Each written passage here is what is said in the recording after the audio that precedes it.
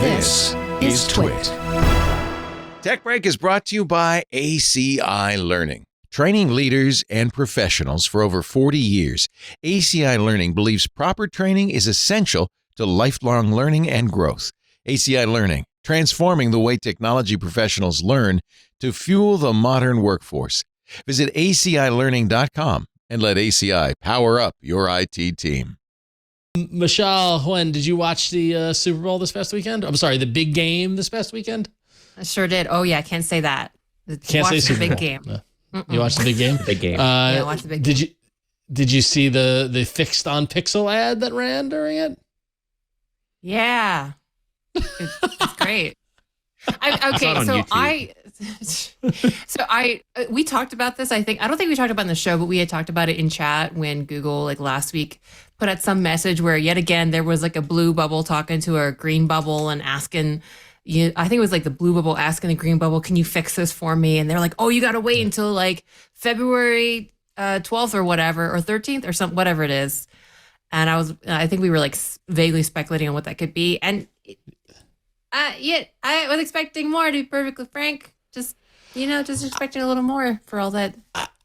I don't know. I know, and we talked about it a little leading up to the show. And so what I'm referencing here is that Google ran a commercial during the big game, during the Super Bowl, and it's up on YouTube. They posted on the Google blog and on YouTube before the game, as like all the brands do now. Like you don't need to watch the game anymore. You can just see all the commercials before the game.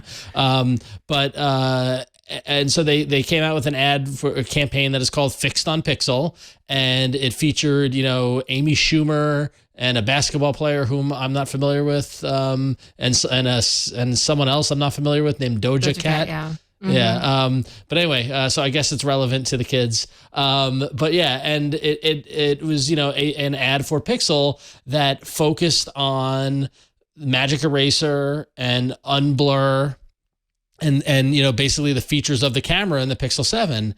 And so when I understand, I get where you're coming from as one of us, where you kind of expect more, but I got to say the only thing that any by normal, I mean, just like random person in a deli in New York that has asked me about my Pixel 7 has before this ad we talked about on the show was the Magic Eraser. Like during the World Cup, they advertised Pixel heavily on that, and the guy in the deli was like, "Oh, you got one of those phones that can fix your photos? Show me how that works." So I think they're leaning into their differentiator in the marketplace. I don't know. Mishaal, what do you think? No, I definitely think this was this is the best feature they could have marketed at the Super Bowl, because it's definitely like the one you can talk about with your friends or like on social media, like the kind of thing that goes viral. You just post like a before and after of a photo that you fixed on a Pixel, using Magic Eraser. And I think that's something that anyone can really relate to. I think Google could have done a better job at marketing its features in the past, like things like car crash detection, right? Everyone thinks iPhone now did it first when like Pixel has had it for years. And like we haven't seen that many commercials or marketing out of Google for it. But now we're seeing that happen with Magic Eraser, and they chose a perfect time to really put it on full blast. And I definitely think it was the right thing to choose to, put front and center.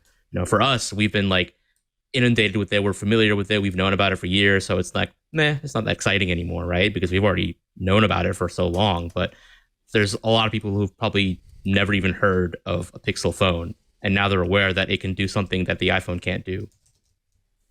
Exactly. And it's going like super like you don't get more mainstream than a Super Bowl ad. Right. So when I get where you're coming from, they expected more. Like, I actually thought this was pretty successful and like sells the phone, and like it doesn't lean on Android. This is something that the Pixel 7 can do. And it's more to push the phone rather than the operating system, which I think makes sense. I don't know. But I don't know. For Super Bowl ads, I thought it worked.